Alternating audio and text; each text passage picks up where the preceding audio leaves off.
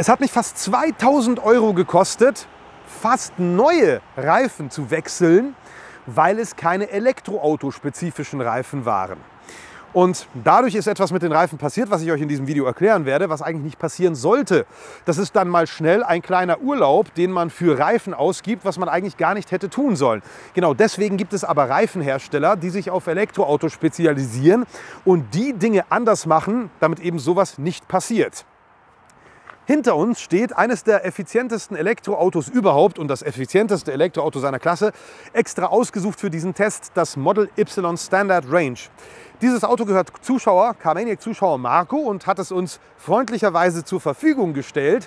Denn in diesem Video werden wir natürlich etwas machen, was auch dem Marco zugutekommt. Denn wir ziehen seine Michelin ab, die hier drauf sind, also Auslieferungsreifen, und werden ihm diese Hankook hier draufballern, die nämlich extra elektroautospezifisch konstruiert sind. Das sind Hankook-Reifen, nämlich, ihr seht schon, Ion Evo, so heißen die, und die sind Testsieger.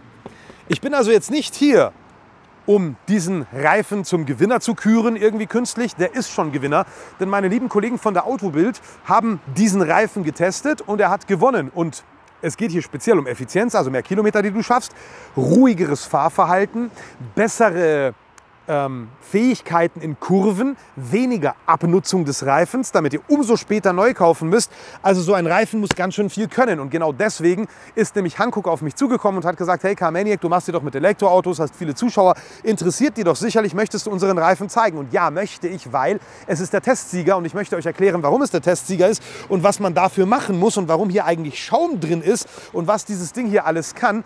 Das werdet ihr sehen und lustigerweise vergleichen wir das dann sogar direkt mit dem Michelin. Das heißt, wir testen die Effizienz auf der Autobahn mit den Michelin-Reifen, die der Marco jetzt drauf hat, ziehen die dann drauf und werden das Gleiche dann nochmal ausprobieren, genauso mit der Akustik, um herauszufinden, wo ist eigentlich der Unterschied. Und dann kann der Reifen noch mehr, was ich euch erklären werde. Wird also ein interessantes Video, ein bisschen anders mal jetzt, aber doch schon sehr wichtig, denn Reifen kosten Geld. Einerseits, außerdem geht es natürlich auch um Reifenabrieb, was hier auch geringer sein soll, also auch umweltschonender und so weiter und so fort. Also ihr merkt schon, wir machen hier einiges.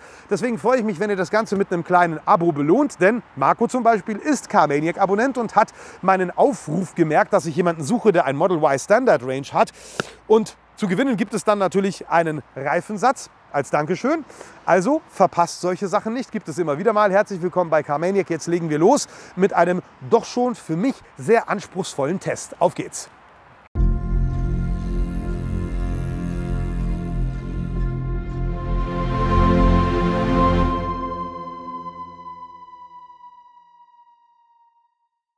Kommen wir mal zum ersten Kapitel bei diesen Reifen, das ist iPerfect Grip. So heißt das bei Hankook als Fachbegriff. Das ist aber letzten Endes nichts anderes als eine bessere Kurvensteifigkeit. Wie? Das sage ich euch gleich und damit kommen wir auch zu dem Problem, das ich mit meinen Reifen hatte. Dadurch, dass beim Elektroauto unter anderem neben dem zusätzlichen Gewicht auch das Drehmoment sofort anliegt, sind die Reifen natürlich höheren Belastungen ausgesetzt. Und ich hatte da ein Problem, das ich nicht geahnt habe, dass das überhaupt passieren kann. Meistens wahrscheinlich entstanden durch T-Kreuzungen. Also ihr kommt von einem Landstraßenabschnitt, wollt nach links oder rechts abbiegen, ist eine T-Kreuzung, wartet kurz und dann kommt ein LKW und sagt, okay, vor dem kann ich jetzt noch raus, sonst muss ich wieder ewig warten und dann gebt ihr Gas bei eingeschlagenem Lenker. Durch das sofort verfügbare Drehmoment, vor allem bei meinem ehemaligen EQS, bei dem 580er von 850 Newtonmetern, wirkt das natürlich genau auf die äußere Seite des Reifens, wenn ich abbiege und sich der Wagen in die Richtung neigt und dann die ganze Kraft vorne rechts oder vorne links, je nachdem in welche Richtung man abbiegt. Und es ist Folgendes passiert, das Profil hier seitlich, bei meinen Winterreifen war, das hat sich aufgestellt, die sogenannte Sägezahnbildung. Und diese Reifen hier sind da anders. Die Sägezahnbildung hatte halt auch den Nachteil, dass ich ein extremes Wummern wahrgenommen habe. So bin ich darauf aufmerksam geworden, zwischen 80 und 110 km/h. Das war wirklich unerträglich. Es war und ich wusste eine ganze Weile lang nicht, was es war. Es war, weil sich einfach das Profil aufgestellt hat. Ist jetzt nicht sicherheitsrelevant, ist aber furchtbar beim Elektroauto, weil es ja leise ist und du dann Geräusche umso mehr wahrnimmst. Zum Thema Akustik kommen wir dann noch. Hier ist es jetzt so, dass Aramidfasern verarbeitet worden sind um eben den Reifen generell widerstandsfähiger zu machen. Ihr seht das jetzt mal von der Nähe, damit ihr einfach so eine Ahnung kriegt, damit man es besser zeigen kann. Hier ist sozusagen auch das Laufflächenprofil, das heißt Grip Boost, angepasst, damit eine maximale Kontaktfläche mit der Straße herrscht. Und eine hohe Steifigkeit dieser Gummiblöcke erreicht wird. Und das erhöht die Kurvensteifigkeit um 20% im Gegensatz zu einem Verbrennerreifen bei einem Fahrzeug, das halt ähnlich viel Power hat. Also diese Belastbarkeit ist hier sehr, sehr wichtig, denn es ist auch ein hoher Anteil an Naturharz hier eingearbeitet in die Gummimischung. Und die Lastverteilung über die gesamte Breite der Lauffläche wurde optimiert. Dafür sind halt eben diese widerstandsfähigen Aramidfasern, die dann solchen Verformungskräften entgegenwirken und somit quasi eine wesentlich bessere Stabilität bieten. Und das passiert dann halt zum Beispiel in solchen Kurven, wie ihr das hier gerade seht. Also man muss ja keine Rennen fahren, aber wenn man einfach mal dynamischer, vor allem mit einem potenten Elektroauto in die Kurve fährt, braucht ihr halt einfach eben diese Attribute, die Hankook hier eben eingearbeitet hat, damit der Reifen diesen Belastungen standhält. Also nicht nur dem sofort verfügbaren Drehmoment, kann ja sein, dass ihr gerade kein Gas gebt, aber trotzdem schnell in die Kurve fahrt, sondern auch das Gewicht des Autos spielt natürlich eine große Rolle, weil ja viel mehr Belastung auf dem Reifen ist in der Kurve, als jetzt bei einem vergleichbaren Verbrenner, der halt einfach mal geschmeidig 30% weniger wiegt. Also iPerfect Grip ist einer der wichtigen Kapitel, die ich euch gerade erklärt habe, die Hankook hier sozusagen verarbeitet hat, um den Reifen noch besser zu machen für euer Elektroauto.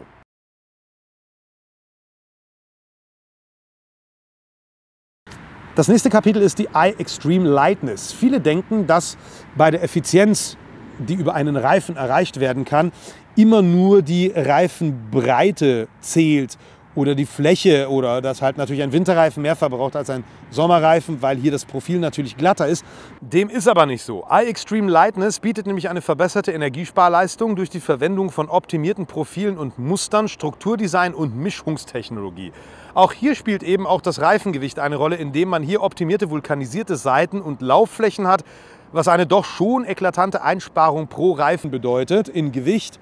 Ich weiß jetzt nicht genau wie viel, aber jeder solcher Reifen ist merklich leichter als ein vergleichbarer Reifen und sorgt dadurch für ein gutes Rating bei dem LRR, also ein Low Rolling Resistance, also die maximale Minimierung des Rollwiderstandes, wenn man so will, was dann natürlich auch eine Auswirkung auf die Effizienz hat.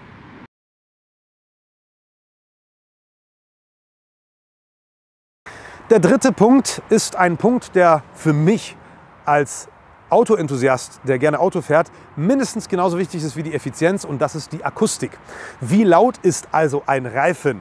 Und sicherlich habt ihr so einen Reifen noch nicht von innen gesehen, zumindest die meisten von euch nicht, und ihr werdet denken, vielleicht ist dieser Schaum so ein Auslieferungsschaum und der wird dann weggemacht, wenn die Reifen montiert werden. Nein, dem ist nicht so. Das ist ein extra entwickelter Polyurethanschaum, welcher dafür gedacht ist, dass er alle Geräusche, die von innen nach außen dringen würden, absorbiert. Das heißt also, wenn wir schon hier so perfekt sind, dieser Schaum im Inneren des Reifens verhindert, dass das meiste an Frequenzen, was unangenehm für das menschliche Ohr ist, in den Fahrgastraum eintritt. Das heißt, letzten Endes ist der Radkasten, wie er abgedichtet ist, akustisch nur die zweite Station. Das hängt dann natürlich vom Auto ab. Die erste Station ist aber eben dieser Polyurethanschaum, der sozusagen auch ziemlich dick, wie er ist, also schon. Wie stark ist denn der? Der ist schon so stark, ne? Dass er dann sozusagen alles wegschluckt, was an Geräuschen durch eben das Drehen und Arbeiten des Reifens entstehen würde und das gar nicht erst aus dem Reifen rauslässt. Und das ist ein großer Vorteil. Ich weiß das, ich habe das schon oft ausprobiert, denn ich kenne den Unterschied zwischen einem Reifen ohne Polyurethanschaum und einem Reifen mit Polyurethanschaum.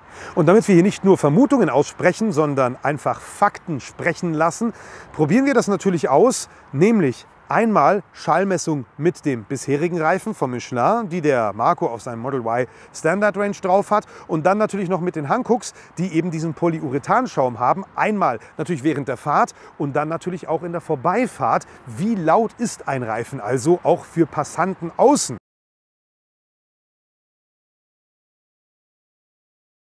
Was ist noch wichtig bei einem Reifen? Dass ihr so lange wie möglich etwas davon habt. Logischerweise, denn sonst geht es schnell ins Geld. Und da gibt es diesen Pro Durable Compound.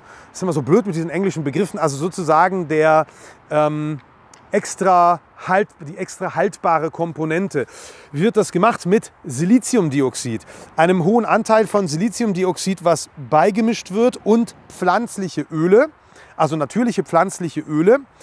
Das ist dann, dieses Siliziumdioxid ist sozusagen das sogenannte Silika oder auch Kieselgel genannt auf Deutsch, was eben diese hohe diese hohe Haltbarkeit hervorruft, aber auch auf Nässe einen sehr guten Haftvermittler gibt.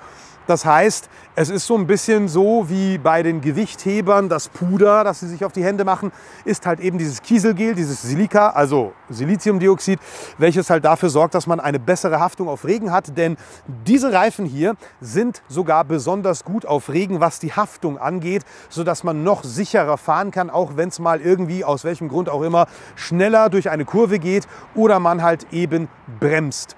Und so wurde dann letzten Endes auch eine bessere Verteilung des Drucks auf die gesamte Lauffläche zusätzlich gemacht, damit halt eben die Abnutzung nicht so schnell stattfindet, wie man das halt vielleicht von anderen Reifen kennt. Begonnen haben wir mit dem Reifensatz von Michelin oder Michelin. Die Temperatur im Auto haben wir auf angenehme 21 Grad Klimaanlage gestellt. Daran haben wir dann auch nichts mehr geändert. Sollen ja gleiche Verhältnisse für beide Reifen sein.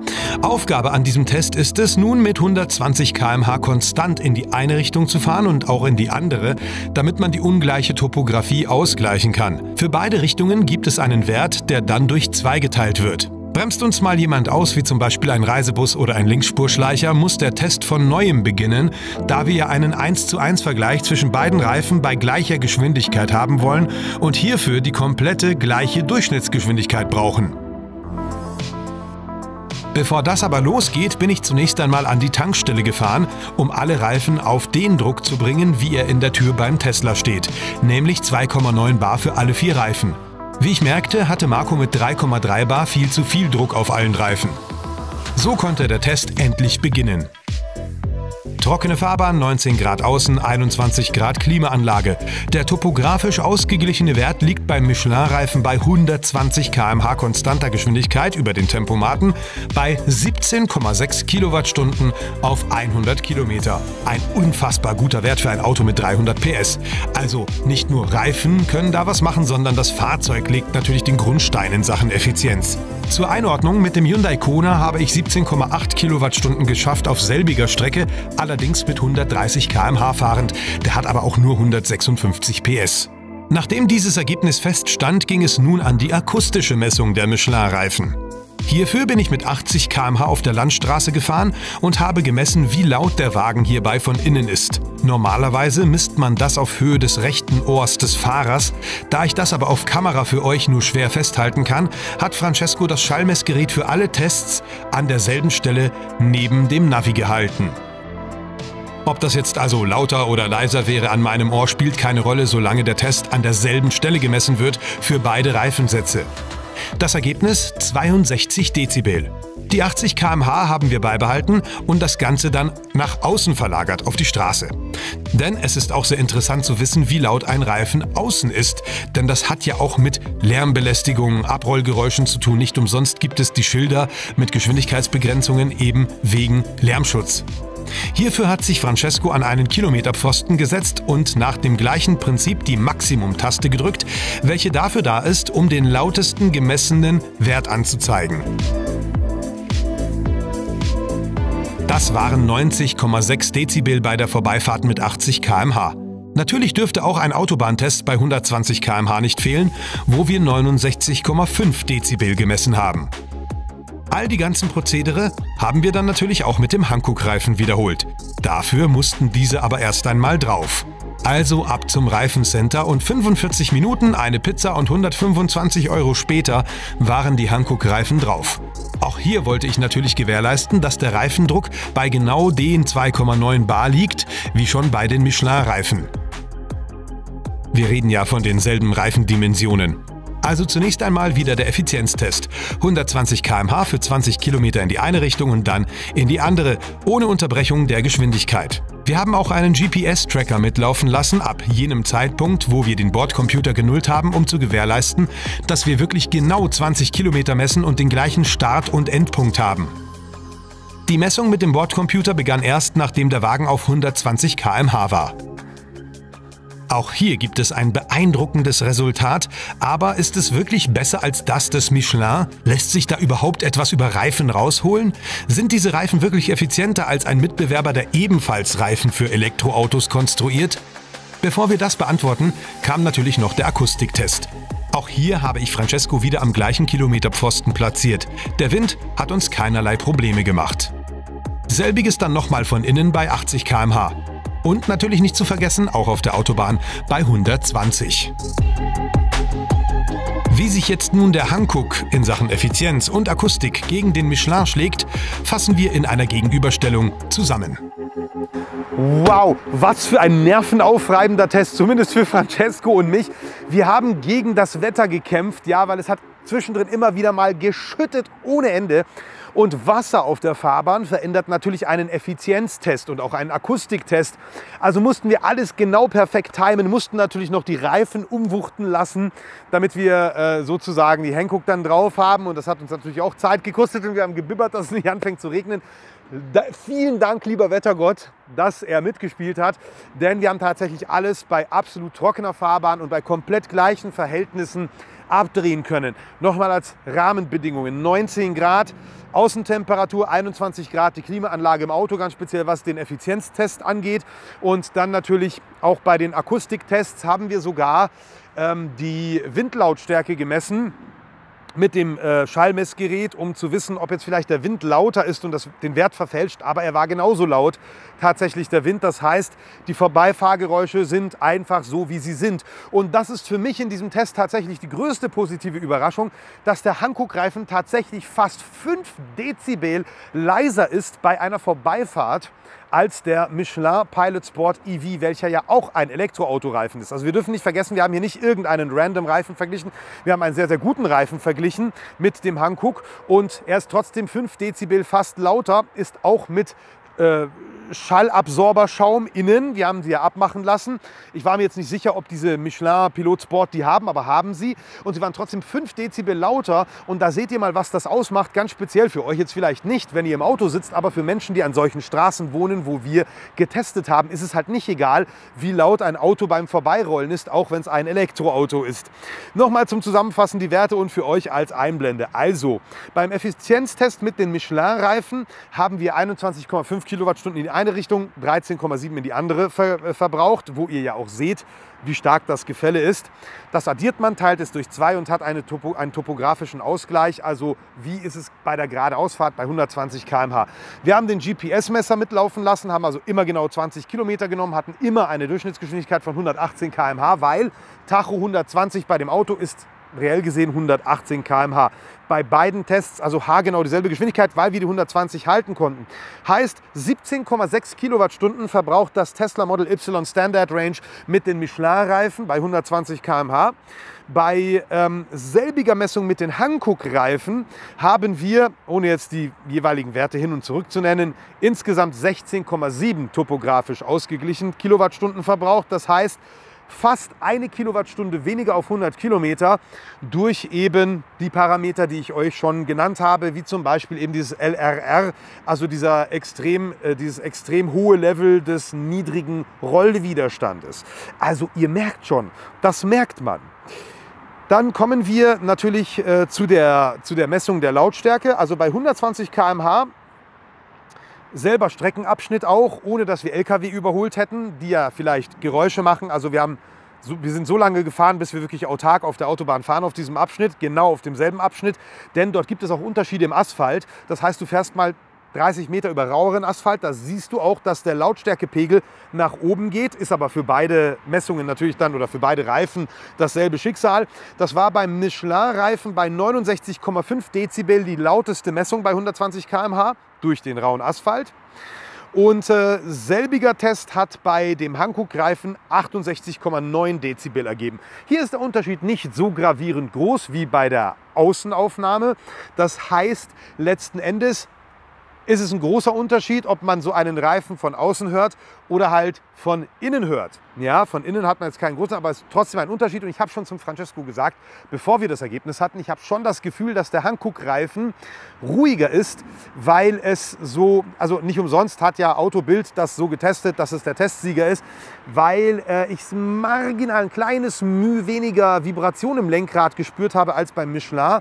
Also irgendwie so ein ruhigeres Fahrgefühl, was man dann halt auch tatsächlich in der Messung gesehen hat. Auf der Landstraße, haben wir ja schon gerade darüber gesprochen, waren es, um das nochmal in Zahlen zu nennen, 62 Dezibel von innen aber bei 80 km/h beim Michelin-Reifen und 60,3 waren es mit dem Hankook-Reifen. Selber Streckenabschnitt, haargenau bei demselben Schild die Messung begonnen und bis zu einem gewissen Punkt zu Ende gebracht, die Messung, sodass wir wirklich auf dem gleichen Asphalt messen und unter komplett gleichen Verhältnissen. War das also 62 beim Michelin, 60,3 beim Hankook, also auch fast 2 Dezibel leiser von innen wohlgemerkt bei 80 km/h.